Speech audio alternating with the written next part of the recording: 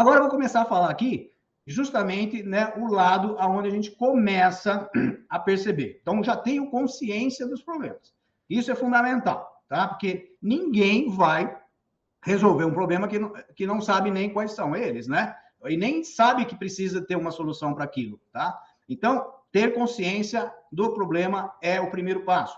O segundo passo é você começar a ter clareza, né, do todo, para começar a ter as soluções, tá, que gerem resultado, né, que geram resultados positivos, claro, ok? Então, vamos lá. Então, vamos começar a falar aqui sobre ter clareza, tá? Então, o que a gente vai repetir algumas coisas aqui que é problema, mas já dando algumas soluções, tá?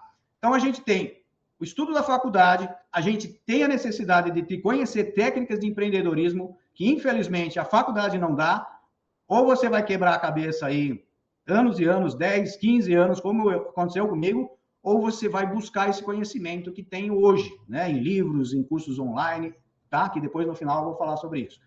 E você precisa também conhecer e ter, vamos dizer, a tranquilidade, né, de ter as noções do dia a dia da obra, tá? Porque isso é que gera medo. Então, muitas vezes o engenheiro ele fica até com medo de vender um projeto, porque depois ele vai ter que acompanhar aquela obra e aí ele tem segurança em cima daquilo. Então, a gente precisa ter esses conhecimentos para poder ter a tranquilidade e poder aplicar na prática. E a gente tem que saber que o que a gente vai vender para as pessoas é o que as pessoas precisam. Na verdade, a gente vai estar ajudando as pessoas, né, a terem o que elas desejam. Uma obra, uma casa, um comércio, uma indústria e assim por diante. Vamos lá, a gente só tem 1 hora, eu estou tentando resumir bastante aqui, mas é claro, quem quiser ter mais conhecimentos, depois vai poder buscar, né, aqui nós com a 2B Educação, tá? Ou comigo mesmo, eu vou passar no final dessa palestra aqui, tá? O caminho para vocês. Então, essa visão empreendedora, aqui eu vou passar rápido, que eu já expliquei, que a gente tem essa solução, que é buscar essa visão empreendedora para começar a empreender na prática. Se você não tem, você vai direto para a prática, você vai quebrar a cabeça. Ou você vai ser um funcionário, também é uma maneira de você ter o conhecimento prático. Mas mesmo assim, eu, por exemplo, fiquei 10 anos como funcionário quando eu comecei, tá? O que aconteceu? Depois que eu saí, eu achei que já sabia tudo, vamos dizer assim, montei meu próprio negócio e não sabia estratégia. Eu sabia até o que acontecia no canteiro de obra, mas não sabia estratégia, ou seja, não sabia captar cliente, não sabia precificar, eu não sabia divulgar, eu não sabia criar autoridade, me posicionar, ok? Isso tudo eu fui aprender depois. Então, se você puder aprender já, você vai ter muito mais facilidade de adquirir essa prática com sucesso na tua carreira. É importante dizer o seguinte também, que o empreendedor, muita gente às vezes confunde empreendedor com um empresário, tá? Achar que empreendedor tem que ter o seu próprio negócio. Nem sempre. Empreendedor é um perfil da pessoa, tá? É um perfil. Ou seja, o empreendedor, ele gosta de coisas novas, né? Com inovação, ele gosta de buscar novas soluções, ele gosta de ter desafios, tá? Então, pode ter um funcionário empreendedor, é o seguinte, se for numa grande empresa, né, que vai buscar novos negócios, novas obras, novos sistemas construtivos, inovações para a construtora, ele tem um perfil de empreendedor e está numa empresa como funcionário. Beleza. Agora, se ele é um funcionário, tem espírito empreendedor e fica lá, né, dentro de uma especialidade, ele está frito, ele não vai viver feliz. Então, é melhor que ele se torne um autônomo, tá? Então, eu vou colocar aqui, ó, uma numeração que vamos dizer, qual que é a caminhada do empreendedor? Ele pode até começar como funcionário.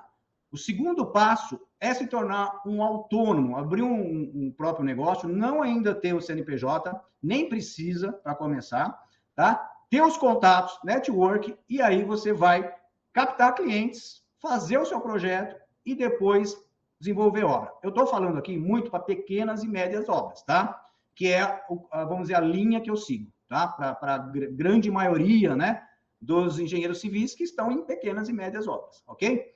Então, a princípio, sendo autônomo, ele não tem custo com mão de obra, dor de cabeça com empresa, abertura, contabilidade, problemas fiscais. Então, isso tudo, se você se formar aí direto para ser empresário, você vai perder o foco, ou seja, você vai vai ter uma dispersão, né, vamos chamar assim, das suas energias. De vez de você se concentrar na engenharia, você vai ficar preocupado com uma empresa. Então, comece como autônomo, tá? Depois, normalmente, tá? É normal que esse autônomo, com o tempo, ele tenha uma empresa. E aí sim ele pode ter o seu número de funcionários necessário dentro do teu nicho, muitas vezes, tá? E aí é o terceiro passo.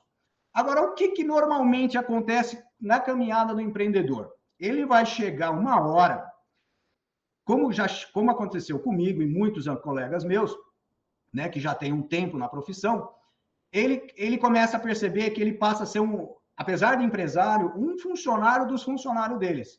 Né? Por quê? Eu comecei a perceber que eu não dormia direito, tinha uma preocupação imensa com mais de 100 funcionários, porque eu tinha que ter obra para poder pagar esses funcionários, né? Para eu ter o meu lucro, mas, na verdade, a preocupação maior era estar sem dívidas, vamos dizer assim, né?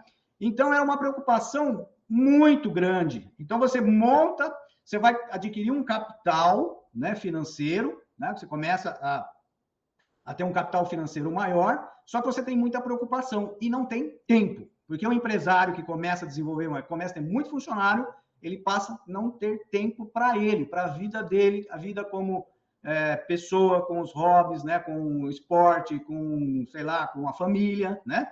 Então, o que acontece? Ele volta a ser autônomo. Ah, mas volta a ser autônomo? Sim, ele acaba, às vezes, vendendo a empresa. Ele vende o CNPJ e passa a ser um autônomo. Então, ele não quer mais ser o dono da empresa, o empresário.